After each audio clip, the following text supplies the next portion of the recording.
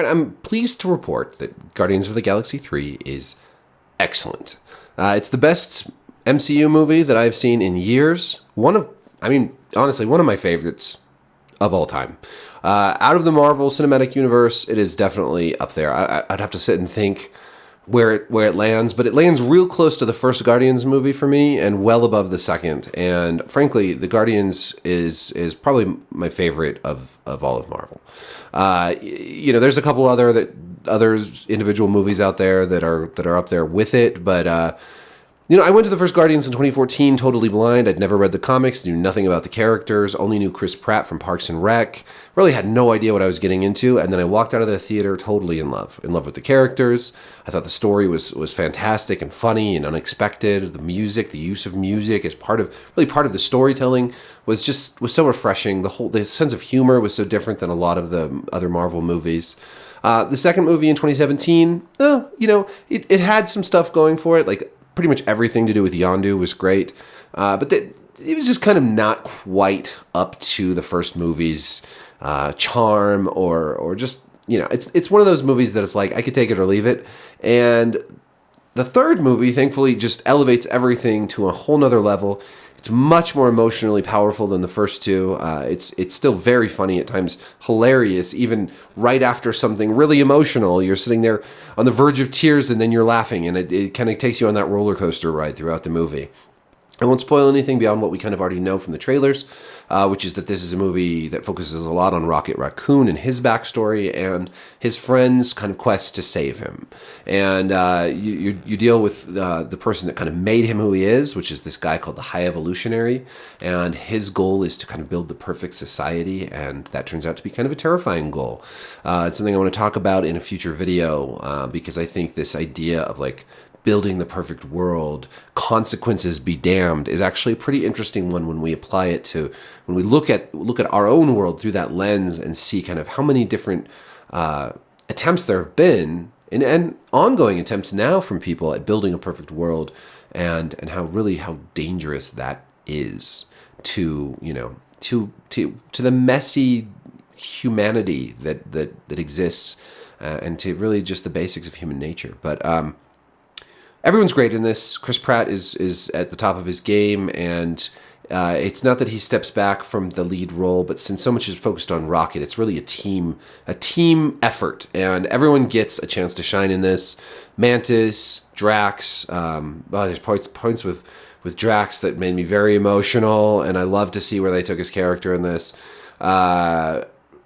Groot is great, kind of back. He's not fully grown, but he's not like mopey teen Groot anymore. He's like a young man Groot, and he's just absolutely badass.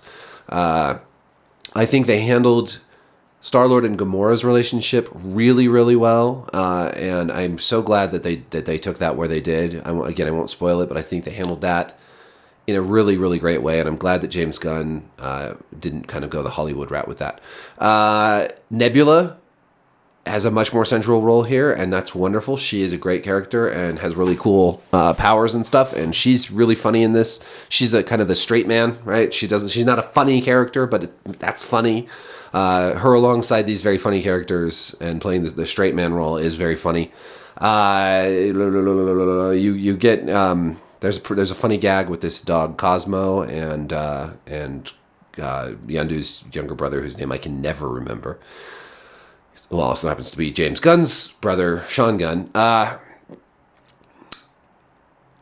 Great action, a great mix of like emotionally poignant moments, really tense moments where you think somebody's gonna die, and in humor, just that wonderful sense of humor that these characters and this story of the Guardians of the Galaxy has always had.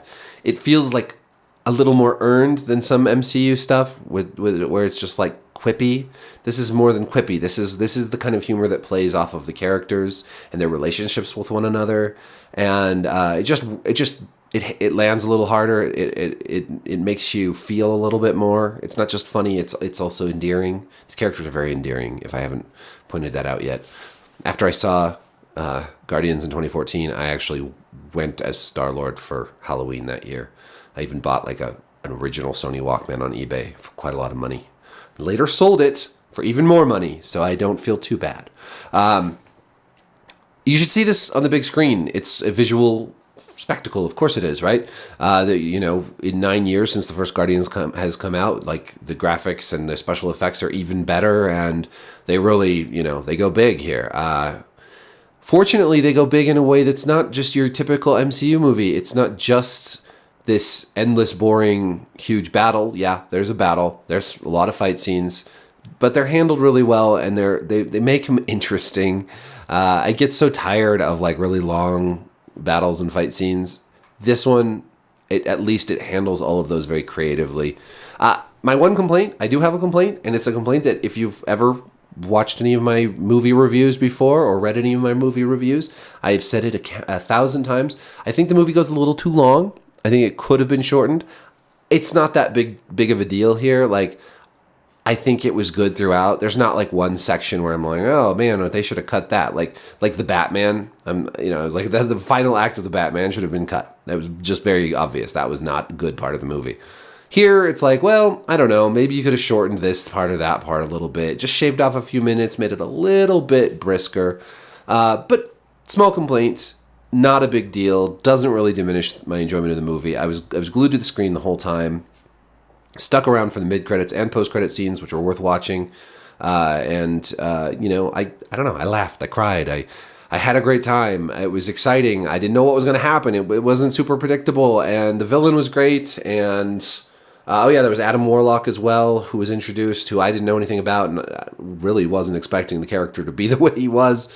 Kind of an interesting bit of comic relief there too, although also some surprisingly violent and serious parts relating to his character. So go see it in the theater if you can. I think it's worth it. I have not been excited about the MCU lately. I think it's really kind of in a funk. It's giving diminishing returns the longer it goes.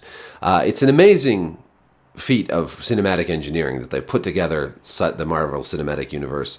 But the heyday, the days of Captain America and Thor and Iron Man and Black Widow and Hulk and all, the core Avengers, that's past. And now we're in the twilight. We're in an age where much of the magic has faded from the world. Like Tolkien's Middle Earth in Lord of the Rings, much of the magic has faded from the world, and we're getting this thing built on the back of an ancient civilization that is no longer great. But this movie was great. This is up there with my favorite Marvel movies of all time, and a super satisfying conclusion to a great trilogy. And I'm so glad they stuck the landing, because I was really worried. I'm not going to lie. I was really worried going into this movie, and I'm so pleased that concern was for nothing. So, an enthusiastic 2 thumbs up from me, and be sure to like, subscribe, hit the notification bell. Let me know if you've seen it in the comments. What did you think? Is this the last great MCU movie? Is this it? Is this the end? We'll see. I don't know what they're going to do with the Kang Dynasty stuff now that Jonathan Majors is probably going down for assault. But we shall see. Thank you for watching. Peace.